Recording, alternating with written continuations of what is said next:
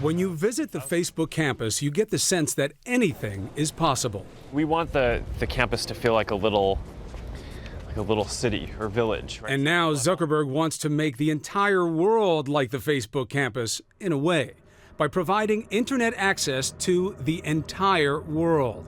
The idea is called Internet.org. Its target, the 5 billion people around the globe without access to the net.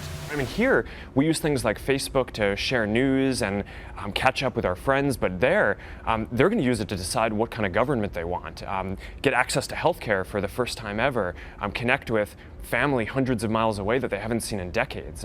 Getting access to the internet is a really big deal. I think we're going to be able to do it. And the word "we" is the key word here, because this isn't just about Facebook. Zuckerberg has done something extraordinary to achieve the extraordinary. Reached out to the biggest players in social media and mobile data, aka his competitors in part, to work together. How did those calls go? It probably varies. But I mean, in general, these are companies that we have deep relationships with and have worked with on a lot of things for a long time. So this just kind of came out of a lot of the discussions that we had. So a team of the best in the business is coming together. But for a task this size, uniting 5 times the global presence Facebook has already, it's going to take a lot more.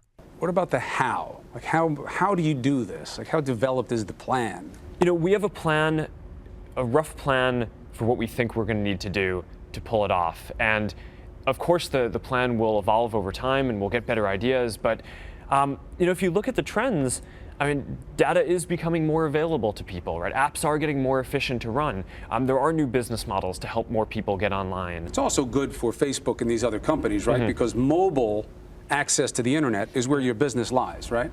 You know, if we were just focused on making money, the first billion people that we've connected have way more money than the rest of the next 6 billion combined. It's not fair, but it's the way that it is. And we just believe that everyone deserves to be connected and on the internet. So we were putting a lot of energy towards this. People see you as somewhat of a comeback kid right now. Forget about the kid part, but it's just as a phrase, right?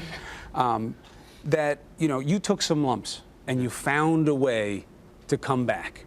Are you aware of that? Do you feel that in yourself, that, like, you know, some people thought it wasn't going to happen, you know, that you'd had your run, but look at me now? Do you get a sense of that? Yeah, you know, we've always just focused on building something great over the long term, right? So everyone at Facebook, I just tell them, you know, come in and try to make the biggest impact that you can have. And if we keep building a service that people love and that more and more people use every day, which we seem to be doing pretty well at, then we're going to be fine over time. And that's our focus in terms of building the company. Hard to do, though, when you hit the bumps in the road, though, right? I mean, it's a great message when everything is especially okay. important when you hit the bumps. So when not trying to connect the world to the internet, you have to run one of the biggest companies. And when you want a distraction from that, you've decided to take on the easy task of immigration policy in the United States. Why are you wading into those waters? When we were first talking about doing this, a lot of people actually were worried that it was going to be a problem for Facebook, right? And I just decided, I think that this is too important of an issue for the country. I mean, there are 11 million undocumented people who came here to work hard and contribute to the country.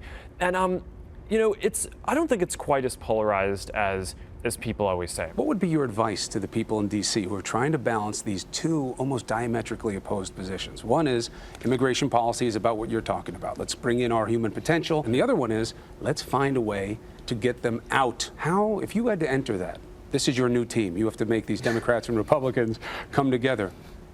What advice do you think you'd have that's not going on down there now? Well, I can't really tell anyone how to legislate, right? I mean, that's everyone understands this stuff way better than I do. So, you know, my goal in this is just to try to help support folks who care deeply about getting this done on both sides, and hopefully we can make a difference. In terms of the politics of it, you think it's just important enough where you're going to do it anyway?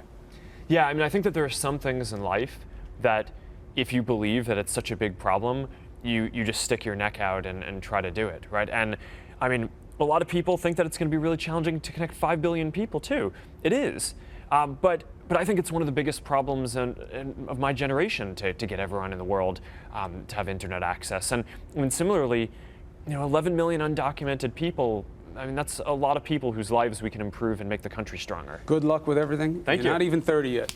You're doing great. Thanks. You're doing great. Good luck with everything.